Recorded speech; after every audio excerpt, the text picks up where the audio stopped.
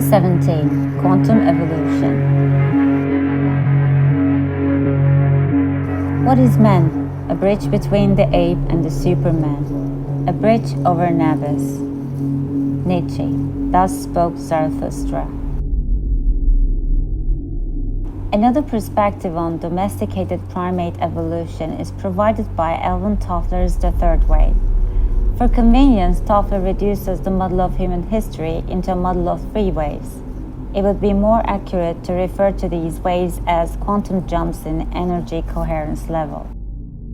The first wave, Toffler says, took millennia to occur, but it finally transformed the larger part of humanity from the tribal stage, simple hunting-gathering primates, to the stage of large-scale agricultural feudal civilization. The second wave came much faster and, in a few centuries, transformed almost all of humanity from feudal agricultural cottage economy to industrial urban market economy. The third wave, Toffler says, continues the trend toward acceleration and will happen in only a few decades. We call it the information explosion, the post-industrial economy. Each wave is faster by a factor of 10 than the previous wave, and each wave is more total in that it changes more people, changes them more completely, and in the process transforms our concept of human nature and human society. Each wave that Toffler describes can be considered a new quantum state with energy levels and reality dimensions lacking in the previous state and totally unpredictable from the previous state. The first wave mutated tribal men and women into serfs, or into lords and ladies. It created a whole new social manifold that is so subtle and pervasive that anthropologists and sociologists can spend years studying its invisible aspects. And yet this transformation is so enormous that it is also visible to the most untrained eyes. You can't confuse a tribal human with a feudal human anymore. Then you can confuse a dog with a donkey. So too, the second wave created what Toffler wittily calls industriality, manifesting as industrial men and women who are visibly, tangibly, as different from feudal or tribal humans as dolphins are from rose bushes or armadillos.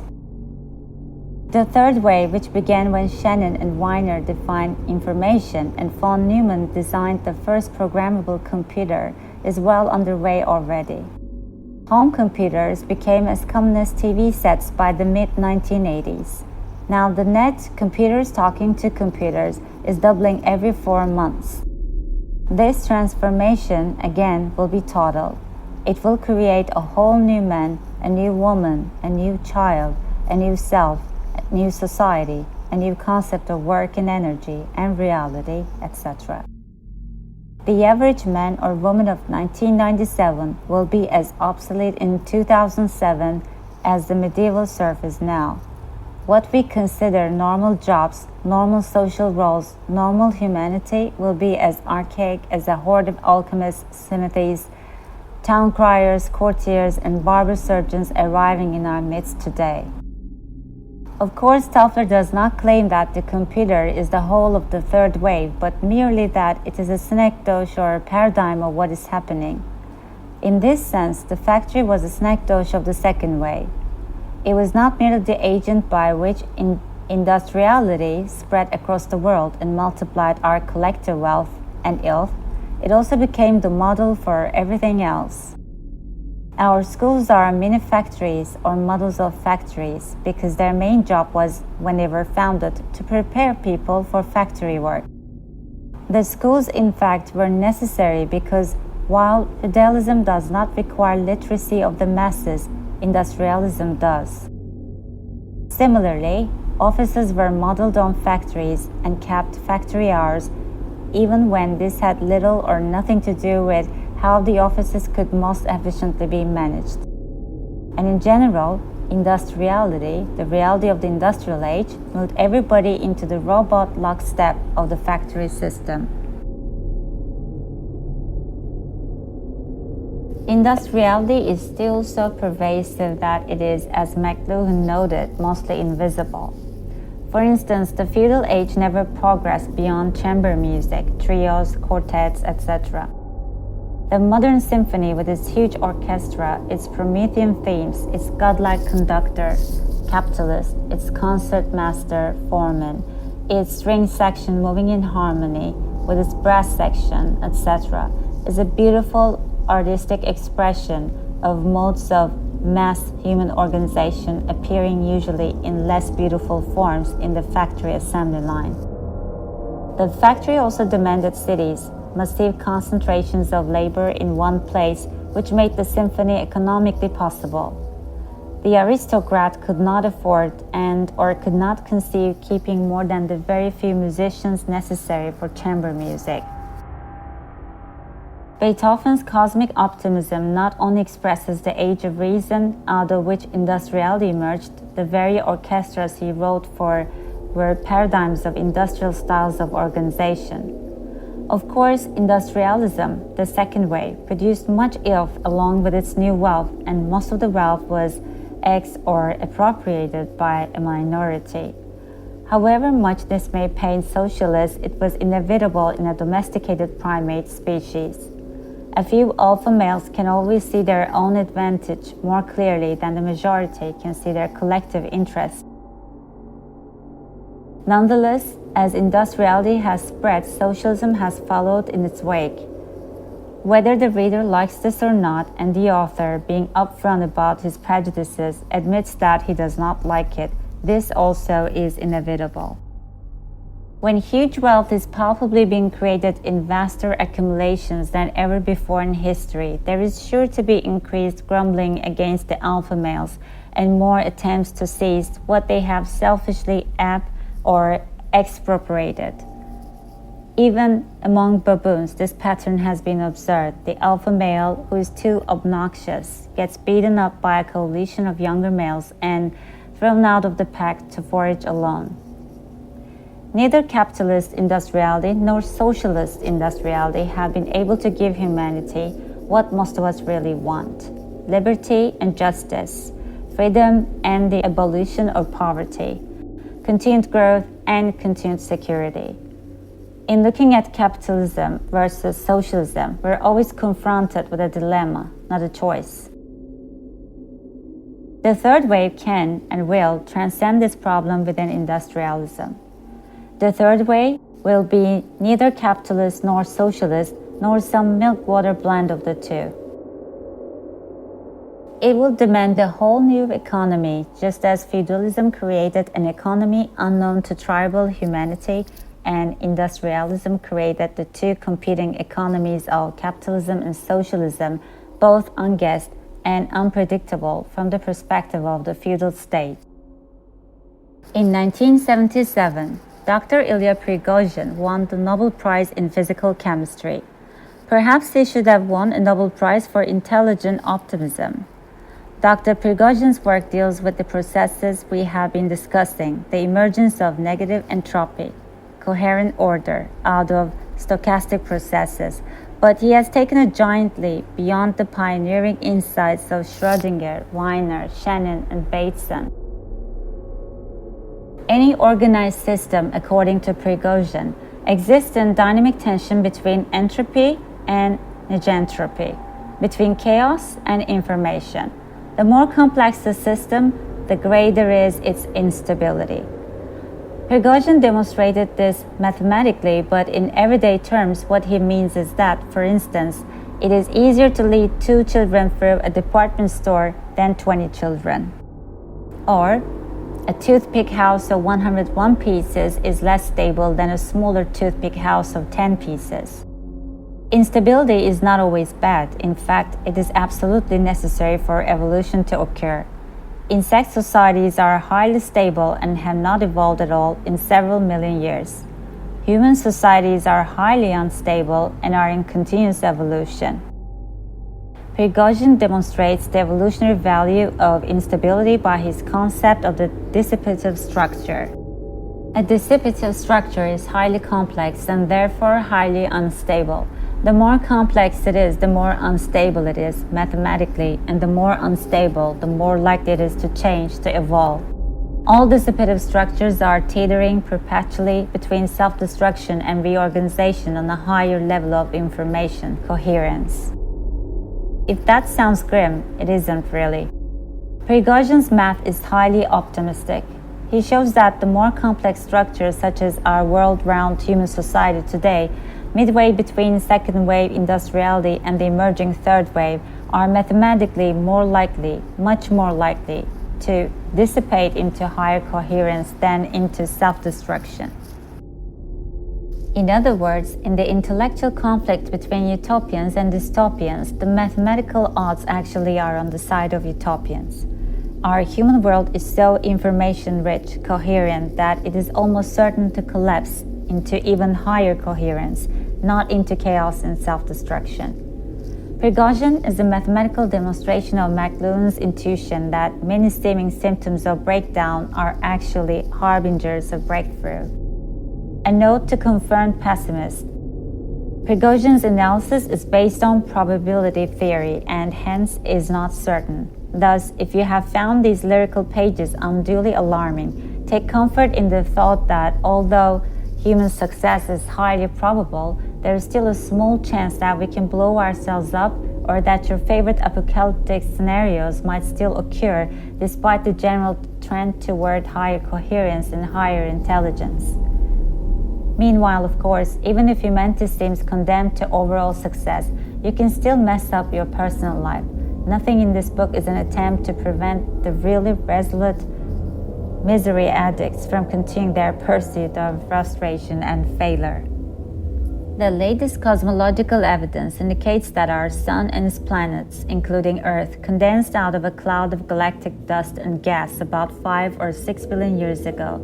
It appears that the first forms of unicellular life, the first dawnings of Circuit 1 biosurvival consciousness, appeared about 3.4 billion years ago. Vertebrates began to appear with Circuit 2 emotional territorial consciousness about 0.5 billion years ago, 500 million years ago. The emergence of Circuit 3 human intelligence, language and thought seems to have begun about 100,000 years ago. The fully human domesticated primate, Homo sapiens, with Circuit 4 moral consciousness may be about 30,000 years old or even more recent. Circuits 5 to 8 have appeared within historical times. All of these figures are subject to revision as science advances, but the rough proportions between them are not likely to be changed much, and these proportions are staggering. As has often been pointed out, if we condense this evolutionary scenario into a 24-hour day beginning at midnight, life itself does not appear until a little before noon, and all of human history, from the grunting, club-wielding ape men of Africa to Neil Armstrong setting foot on the moon, occurs in the last half of the last second before midnight strikes again and the day ends. This model is misleading in that it assumes the present is an end, which is highly unlikely. Even without space migration, the lifespan of Earth's biosphere is expected to be somewhere between 10 and 15 billion years more before the Sun ceases to support life here. Taking the Sun's expected lifespan of about 20 billion years as our model to be mapped onto a single day, we find that it's now around 8 in the morning. Life has been mostly unconscious until now, operating on autopilot as it were, but in the last million years, the last few seconds on this model, signs of consciousness and awakening are beginning to appear. The universe is so constructed as to be able to see itself, Spencer Brown once noted. The emergence of the neurosomatic, neurogenetic, and metaprogramming circuits is the universe's way of seeing itself ever more clearly and totally to decide where it is going. Dr. Isaac Asimov notes in his genetic code that there seems to be a 60-year cycle between the first understanding of a new scientific principle and the transformation of the world by that principle. For instance, Ørsted discovered electromagnetic equivalence, the fact that electricity can be converted to magnetism and magnetism to electricity, in 1820. 60 years later, in 1880, electrical generators were in wide use and the Industrial Revolution had peaked. The telegraph and telephone were already invented and our age of mass communication was dawning. Similarly, in 1883, Thomas Edison first noted the so-called Edison effect, the key to electronic as distinct from electrical engineering. 60 years later, in 1943, electronic technology was appearing everywhere. Its primitive form in the entertainment sphere, radio, had enjoyed a 20-year triumph and was about to be phased out by television.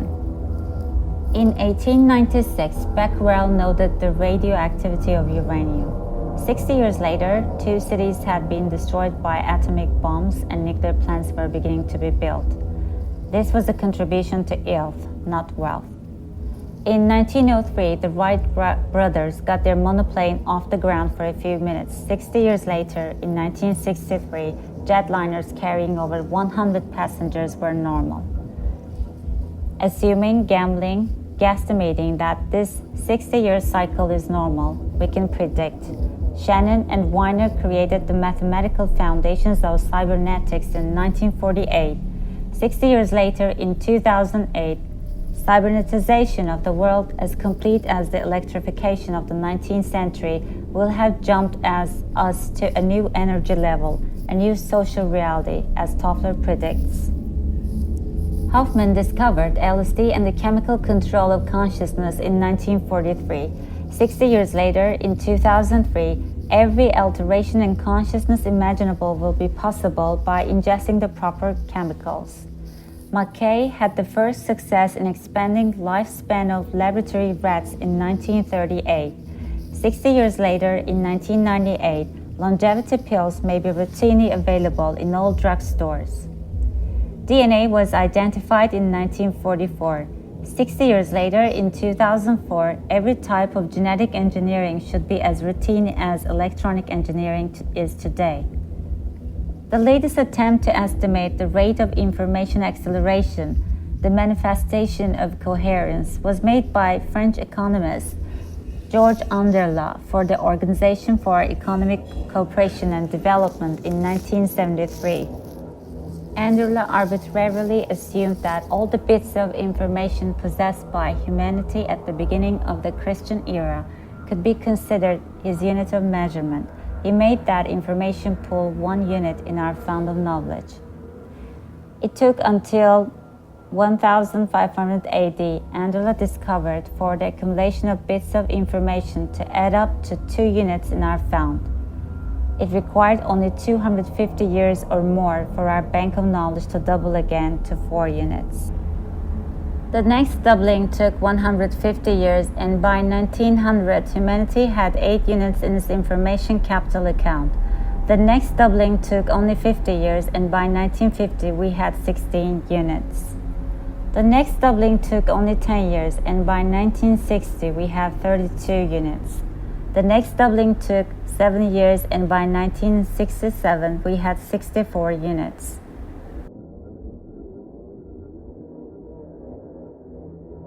In the next 6-year period, our intellectual bank account again doubled to 128 units. At this point, Anderle completed his study. Dr. Alan Silverstein has estimated that if Anderle's graph is projected ahead 70 years, human knowledge should increase 1 millionfold. That is, we should have 128 million times more knowledge than we had in the year of Jesus' birth. Longevity drugs will probably arrive in time for you to live through the biggest evolutionary quantum jump of all. It is only reasonable to assume that the higher circuits of the nervous system, neurosomatic holistic awareness, neurogenetic evolutionary vision, metaprogramming flexibility are developing to allow us to cope with this deluge of higher information and potential higher coherence. Toffler's third wave is only the sociological aspect of a mutation that is also biological and spiritual.